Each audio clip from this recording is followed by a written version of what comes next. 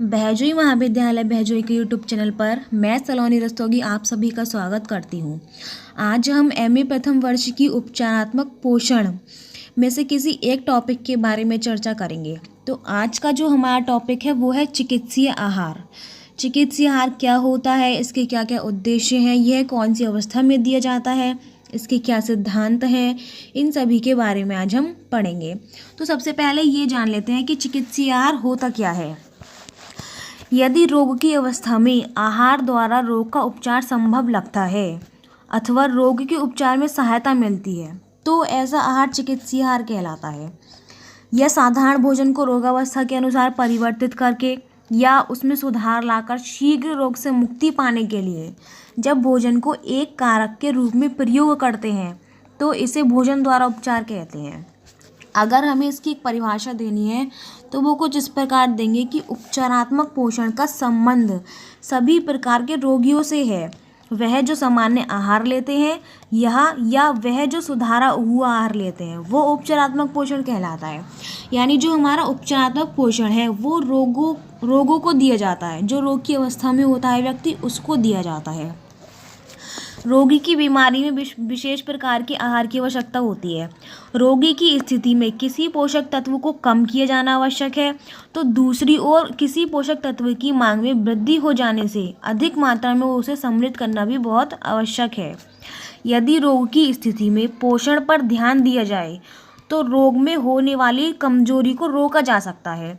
अतः रोगी को उचित एवं संतुलित आहार देना आवश्यक है। रोगों को सामान्य स्थिति में लाने में उचित पोषण सहायक होता है। यदि रोग की अवस्था में उचित पोषण नहीं मिलता तो रोग ठीक होने में भी अधिक समय लगता है और अन्य बीमारियां भी उसको हो जाती हैं। जैसे मधुमेह में उपचारात्मक पोषण का बहुत ही महत्वपूर्ण स्थान है। भोजन उपचारात्मक आहार का ही कार्य करता है। हृदय रोग में वसा रहित आहार उपयुक्त रहता है।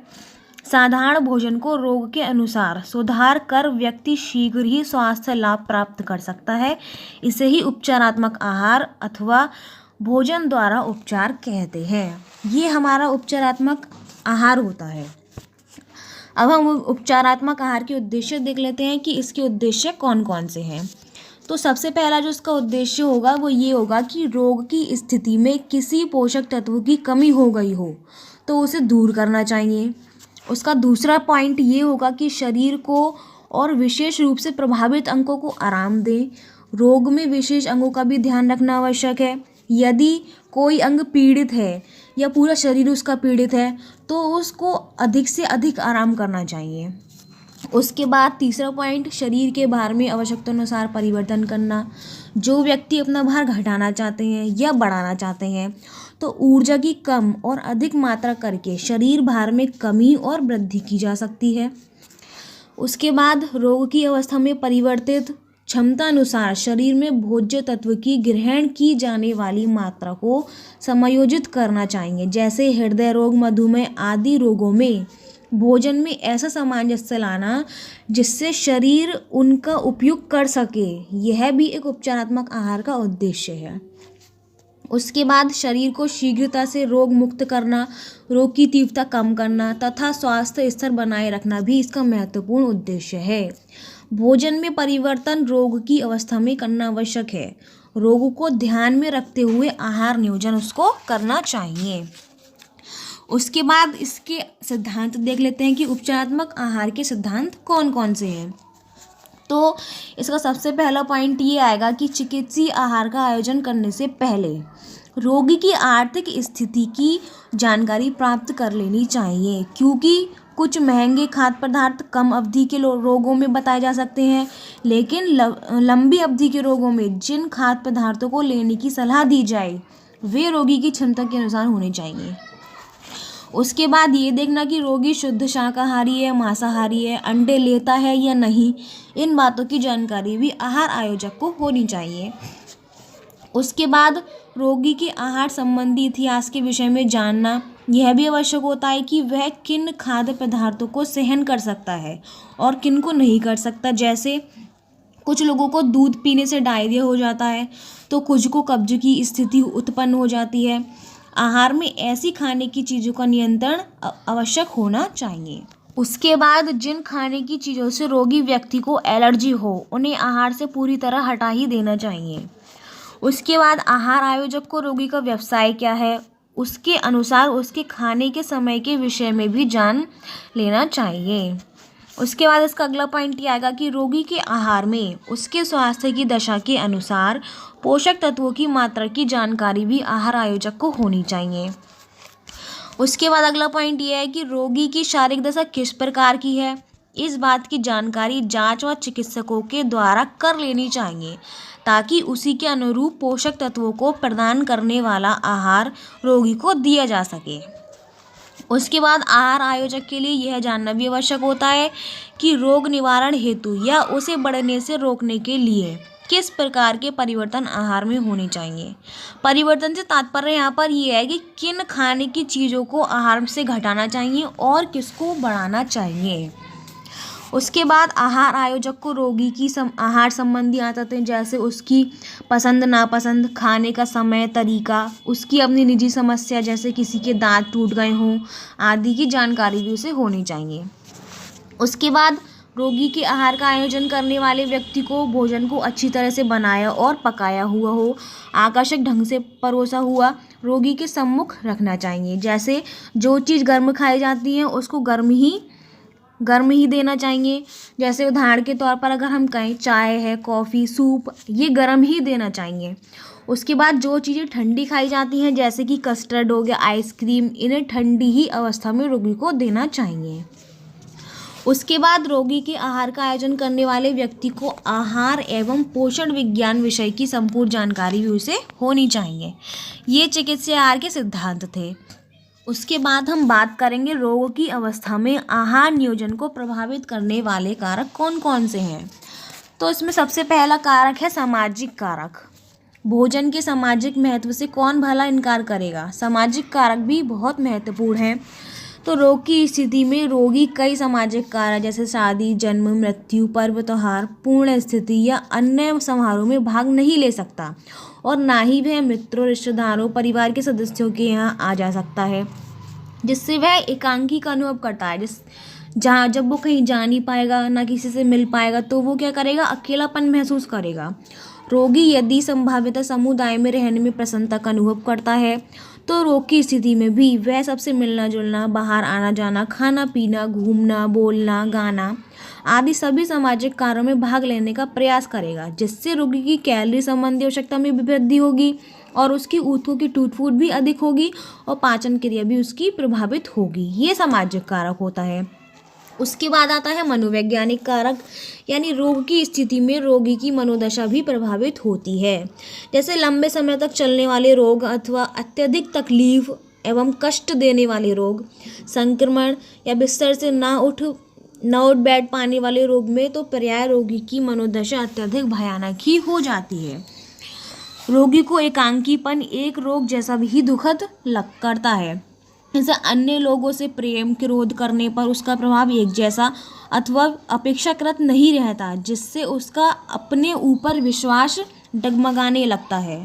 दूसरों पर निर्भरता जैसे पति पत्नी पुत्र पति भाई बहन या नौकर नौकरानी पर दोस्तों रिश्तेदारों पर अलग अलग प्रतिक्रियाओं का अनुभव कराती है। जैसे प्रत्येक रोगी हेतु किसी एक रोग की स्थिति में जो भी परिस्थिति रहती है वह उसी रोग के कुछ समय बाद पुनः होने पर अथवा अन्य कोई रोग होने पर एक जैसा नहीं रहती। इस समय रोगी का उपचार अतिरिक्त कठिनाई एवं जटिलता उत्पन्न करता है एवं समय भी बहुत अधिक लगता है इसमें। ऐसे समय में यदि रोगी को आनंददायक समाधान कारक वातावरण में उसकी भावनाओं को और संवेगात्मक स्थिति को समझकर भोजन प्रदान किया जाना चाहिए। आहार को भी रोगी को प्रेम पूर्वक तरीके से समझाते हुए दिया जाए तो पोषण संबंधी पर्याप्त रूप से बनाया जा सकता है। उसके बाद आता है आर्थिक कारक यानी किसी भी प्रकार के रोग में रोगी तथा उसके परिवार को अत्यधिक आर्थिक भार भी सहना पड़ता है। जैसे डॉक्टर को दिखाना रक्त मलमूत्र की जांच एक्सरे द्वारा जांच दवाइयाँ आदि खरीदना महंगा पड़ता है। स्वास्थ्य पर किए जाने वाला व्यय भार मालूम पड़ता है। इससे प्रत्येक रोगी यद्यपि परिवार का एक सदस्य है और उसका परिवार में एक महत्वपूर्ण स्थान रहता है रोग की अवस्था में दवाई, जांच, डॉक्टर, नर्स, खाना, अस्पताल का खर्चा, अस्पतालों के चक्कर आदि होने पर वाले व्यय की कोई सीमा नहीं रहती। कई बार कर्जा लेकर, उधार लेकर या मांग कर रोगी का इलाज कराया जाता है। रोगी को इन सब का भी एहसास होता है।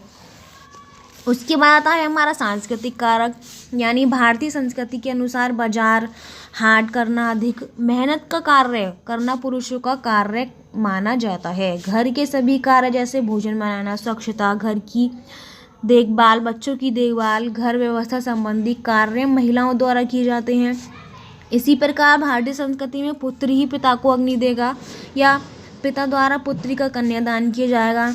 मामा शादी में उपस्थित रहेंगे, भाई बहन को ससुराल छोड़ने लेने जाएगा और दादा नाना नानी आदि के आशीर्वाद में अमुक कार्य आदि, ये सभी सांस्कृतिक कार्य हैं। व्यक्ति रोग की अवस्था में जब उपयुक्त विशेष कार्य नहीं कर पाता और कार्य के दौरान उपस्थित नहीं रहता है तो समाज उसे स्वयं को नीचे समझता है, अयोग्य समझने लगता है, जिससे कि उसके जीवन के प्रति धारणा दृष्टिकोण प्रभावित होती है। उसके बाद हम ये देखेंगे कि रोग को किस तरह की आहार हमें देने चाहिए। तो इसमें सबसे पहला ये है कि पोषक तत्वों के आधार पर आहार में सुधार, यानी विभिन्न रोगों में रोगी की अलग अलग स्थिति होती है। रोग के अनुसार ही आहार में पोषक तत्वों की मात्रा में सुधार किए जाना आवश्यक होता है। तो विभिन्न रोगों में विभिन्न पोषक तत्वों में किए जाने वाले परिवर्तन कौन कौन से हैं वो देख लेते हैं। सबसे पहला है कैलोरीज की मात्रा में परिवर्तन की जानी चाहिए, यानी बहुत से रोगों में रोगी अत्यधिक दुर्लभ हो जाता है और उसे बहुत कमजोरी का अनुभव होता है। उस समय उसे अधिक कैलोरी दी जानी चाहिए, जैसे तेज बुखार की स्थिति में या टाइफाइड, नमोनिया, फ्लू या खसरा या कोई लंबी बीमारी हो तो उसमें कैलोरीज की मात्रा को देना चाहिए। ये हमारी कैलोरीज की मात्रा होती है। उसके बाद आता है कार्बोहाइड्रेट की मात्रा में परिवर्तन, जैसे गुर्दे से संबंधित रोग है या ऑपरेशन से पहले की स्थिति में कार्बोहाइड्रेट की मात्रा जो है वो अधिक देनी चाहिए और डायबिटीज जैसे रोग में कार्बोहाइड्रेट की मात्रा कम देनी चाहिए। उसके बाद वसा की मात्रा में परिवर्तन, या अत्यधिक दुर्लभ अल्प पोषण की स्थिति में अधिक वसा युक्त आहार दिया जाना चाहिए। इसके विपरीत हृदय रोग, उच्च रक्तचाप, गुर्दे के रोगी को वसा का ठीक अवशोषण न हो सकने की स्थिति में इसको अत्यधिक कम मात्रा में वसा का उपयोग किया जाना चाहिए। उसके बाद आता है प्रोटीन की मात्रा में परिवर्तन। प्रोटीन शरीर की वृद्धि विकास के लिए अत्यंत आवश्यक है, किंतु कुछ रोगों में यह हानिकारक भी होती है, जैसे गुर्दे की बीमारी, हिपेटिक कोमा या बेहोशी में निम्न प्रोटीन युक्त आहार दिया जाना चाहिए। इन रोगों में 20 से 40 ग्राम प्रोटीन दी जा सकती है। इसके अतिरिक्त अधिक कार्बोहाइड्रेट युक्त आहार, नमक, पोटेशियम रहित नर्म आहार देना भी उपयुक्त रहता है। कुछ प्राणी भोज्य पदार्थ जो प्रोटीन प्रदान करते हैं जैसे वो भी देना चाहिए, जैसे मांस, मछली, अंडा, दूध, दालें, बीन्स, मेवे, अनाज, इन सभी की मात्रा हमें इसमें नहीं देनी चाहिए। ये हमारा प्रोटीन की मात्रा में परिवर्तन है। उसके बाद आता है विटामिन की मात्रा में परिवर्तन।